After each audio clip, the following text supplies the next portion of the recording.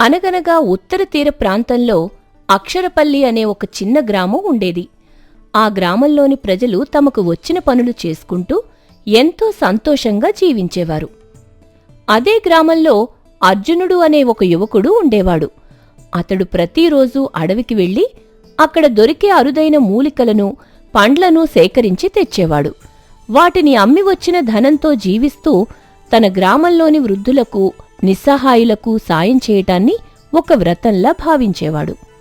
ఒకనాడు అర్జునుడు ఎప్పటిలాగే మూలికల కోసం అడవి మార్గంలో వెళుతూ ఉండగా దారిలో శబరి అనే ఒక వృద్ధురాలు అతనికి ఎదురయింది. బాబూ అర్జునా, గత 2 రోజుల నుండి నా కాలు చాలా నొప్పిగా ఉంది. నడవలేకపోతున్నాను. దీనికి ఏదైనా మందిస్తావా? బామ్మా, నేనిప్పుడు మూలికల కోసమే అడవికి వెళ్తున్నాను. నీకోసం ఖచ్చితంగా నొప్పిని తగ్గించే మందు తీసుకొస్తాను. నువ్వు ఎక్కువ దూరం నడవకుండా విశ్రాంతి తీసుకో. నేను చిటికెలో వెళ్ళొస్తాను.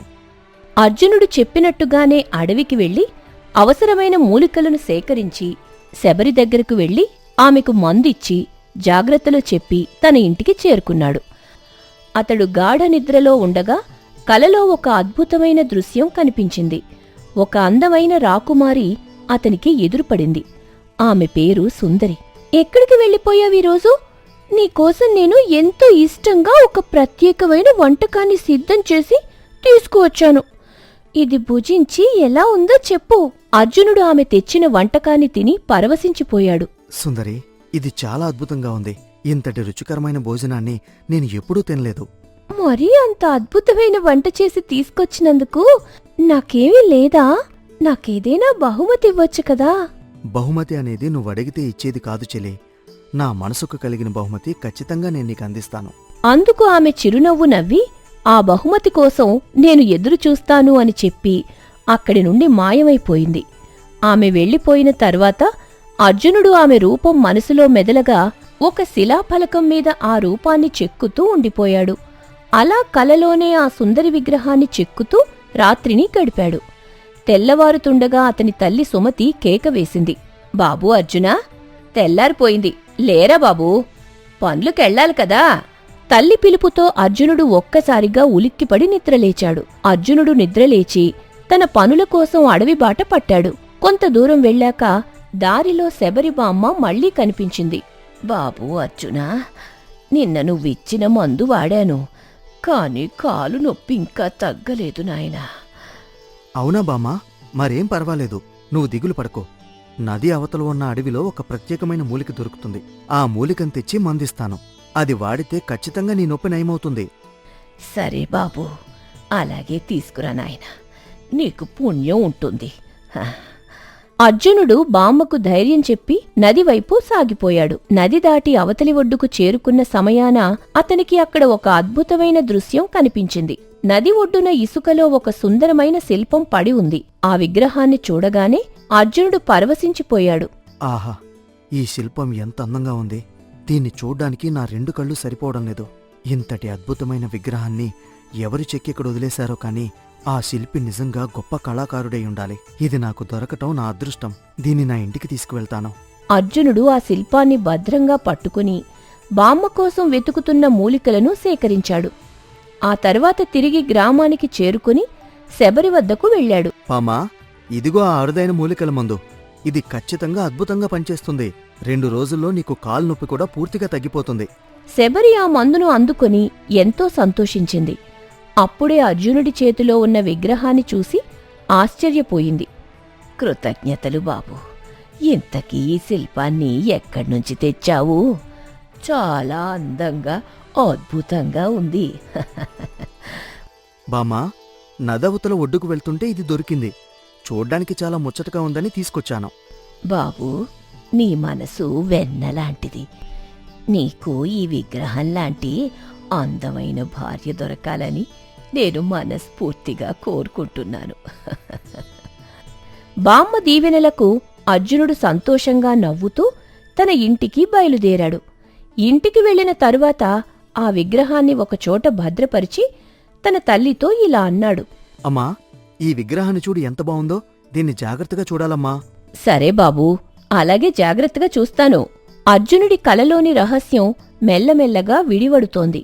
కలలో తను ప్రేమించిన సుందరి ఆ విగ్రహం రెండూ ఒక్కటేనని అతనికి అర్థమైన క్షణం చాలా ఉద్వేగభరితంగా ఉంది. ఆ సన్నివేశాన్ని పాత్రల సంభాషణలతో సరళ గ్రాంధికంలో ఇక్కడ అందిస్తున్నాను. ఆ రాత్రి అర్జునుడు నిద్రపోతున్న సమయంలో మళ్లీ ఆ రాకుమారి సుందరి కలలో కనిపించింది.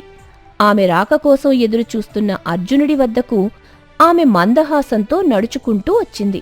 అర్జునా, నాకోసం బహుమతిస్తానని అన్నావు కదా, తెచ్చావా? తెచ్చాను సుందరి, ఇదిగో చూడు, ఈ అద్భుతమైన శిల్పం నీకోసమే. ఆ శిల్పాన్ని చూడగానే సుందరి కళ్ళు మెరిశాయి. తెచ్చావా? ఇది నా చిత్రమే. చాలా అద్భుతంగా చెక్కావే. ఈ చిత్రాన్ని మలచటానికి నీకెంత సమయం పట్టింది? ఇది చెక్కడానికి ఎంతకాలం పట్టిందో నాకే తెలీదు, కాని నా ప్రాణం పోసి దీన్ని తయారు చేశాను. ఇంతటి అద్భుతమైన కానుకను నాకిచ్చినందుకు నేను కూడా నీకొక బహుమతిస్తాను. అర్జునుడు ఆశగా ఏమిటా బహుమతి అని అడిగాడు. అప్పుడు సుందరి తన చేతిలో ఉన్న మంగళసూత్రాన్ని చూపించి నవ్వింది. ఆ మంగళసూత్రాన్ని చూసి అర్జునుడు ఎంతో సంతోషపడ్డాడు. కాని అంతలోనే సుందరి ఆ విగ్రహాన్ని తీసుకుని అక్కడి నుండి పరుగు తీసింది. సుందరి, ఆగు! ఎక్కడికి వెళ్తున్నావు? సుందరి అలా వెళ్తూ వెళ్తూ పక్కనే ఉన్న చెరువులో ఒక్కసారిగా పడిపోయింది. అర్జునుడు సుందరి అంటూ పెద్దగా కేక వేస్తూ ఉలిక్కిపడి మేల్కొన్నాడు. చుట్టుపక్కల ఎవ్వరూ లేరు. అంతా నిశ్శబ్దం. అటూ ఇటూ చూస్తూ గాలి పీల్చుకున్నాడు. ఎంత భయంకరమైన కలిది! సుందరి ఎక్కడికి వెళ్ళిపోయింది? భయంతో అటూ ఇటూ చూస్తున్న అర్జునుడి దృష్టి పక్కనే తాను తెచ్చిపెట్టుకున్న విగ్రహంపై పడింది. ఆ విగ్రహాన్ని దీర్ఘంగా చూస్తూ దానిని తన చేతుల్లోకి తీసుకున్నాడు. ఆ విగ్రహాన్ని పట్టుకోగానే అతనికి కలలో జరిగిన ప్రతి విషయం స్పష్టంగా గుర్తుకురాసాగింది. గత కొన్ని రోజులుగా తనకు వస్తున్న కలలు, ఆ సుందరితో గడిపిన క్షణాలు అన్నీ కళ్ల ముందు కదలాడాయి. అంటే నాకు ప్రతిరోజూ కల్లో కనిపిస్తున్నది నేను ప్రేమించిన సుందరి అన్నమాట. ఈ విగ్రహాన్ని నేను తన కోసమే చెక్కాను. కల్లో తను దీన్ని తీసుకుని వెళ్ళిపోయింది. కాని ఇది నిజంగా నా దగ్గరికి ఎలా వచ్చింది? అసలు సుందరి ఇప్పుడు ఎక్కడుంది? నేనెవరు?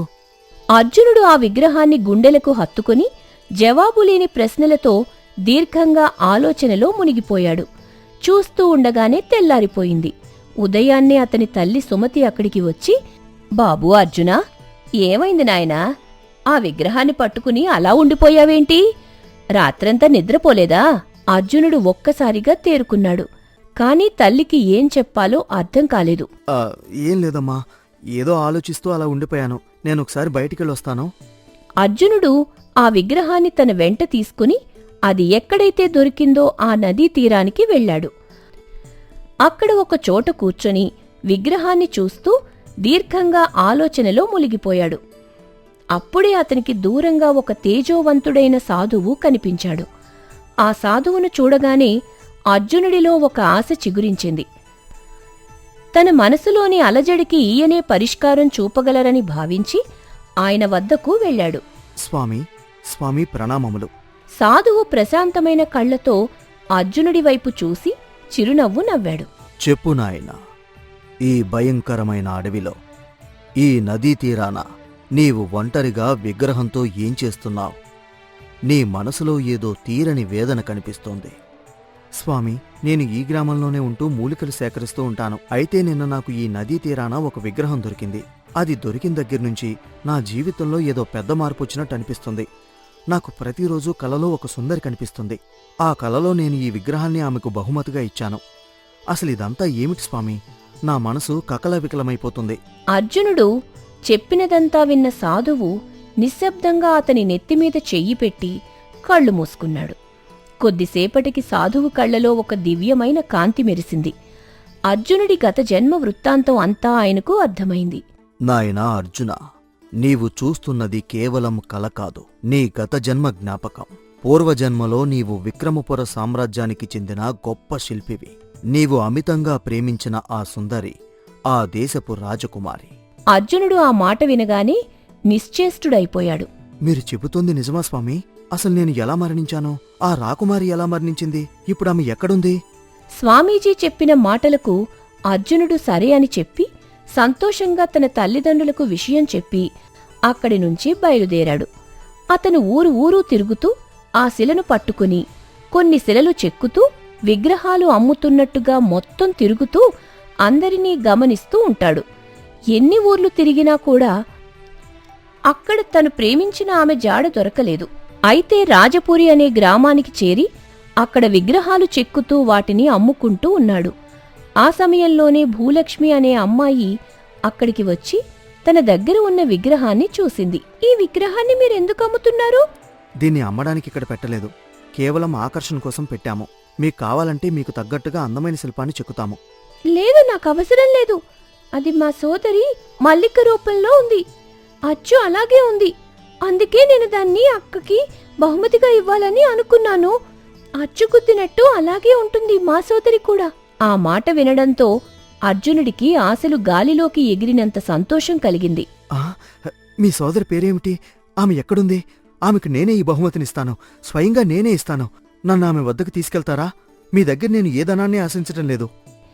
భూలక్ష్మి సంతోషపడి నాతో పాటు రండి, నా సోదరిని చూపిస్తాను అంటూ అర్జునుడిని మల్లిక దగ్గరకు తీసుకువెళ్తుంది. మొదట అతన్ని చూసిన మల్లిక ఏమీ పట్టించుకోదు. తన సహోదరి జరిగిన విషయం చెబుతుంది. అర్జునుడు ఏమీ తెలియనట్టుగానే చాలా సంతోషపడుతూ ఆ విగ్రహాన్ని ఆమెకు ఇస్తాడు. ఆ విగ్రహాన్ని మల్లిక పట్టుకున్న వెంటనే ఆమెకు గతజన్మ రహస్యం అంతా కూడా బయటపడుతుంది. ఇక దానిని చూసి ఆమె ఎంతో సంతోషపడుతూ కంటతడి పెట్టుకుంటుంది. నా కోసం తిరిగొచ్చారా? గత జన్మ ప్రేమను ఈ జన్మలో పొందటానికి తిరిగొచ్చారా?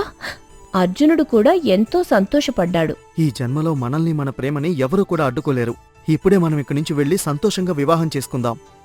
మల్లిక ఒక్క క్షణం కూడా ఆలోచించకుండా అతనితో పాటు వెళ్తుంది. తన గ్రామానికి వెళ్లి వివాహం చేసుకుని సంతోషంగా కొత్త జీవితాన్ని ప్రారంభిస్తారు. వారిద్దరూ వివాహం చేసుకున్నాక మహర్షి దగ్గరికి వెళ్లి ఆయనకు కృతజ్ఞతలు చెప్పుకుంటారు. ఇక నాకు ఈ లోకంలో నుంచి విముక్తి కలిగింది. ఎందుకంటే గత జన్మలో మీ ఇద్దరినీ నేనే మట్టుబెట్టాను. నేను ఆమె యొక్క తండ్రిని. గత జన్మలో నీ ప్రాణం తీసిన మూర్ఖుడిని. ఈ జన్మలో స్వామీజీగా జన్మించి మిమ్మల్ని ఈ విధంగా కలిపాను. ఇక నాకు సెలవు అంటూ ఆయన అక్కడి నుంచి అనంతలోకంలో కలిసిపోతాడు. దాన్ని చూసి వాళ్లు ఆశ్చర్యపోతారు. జరిగినదంతా భగవంతుని నిర్ణయం అనుకుని సంతోషంగా కొత్త జీవితానికి నాంది పలుకుతారు.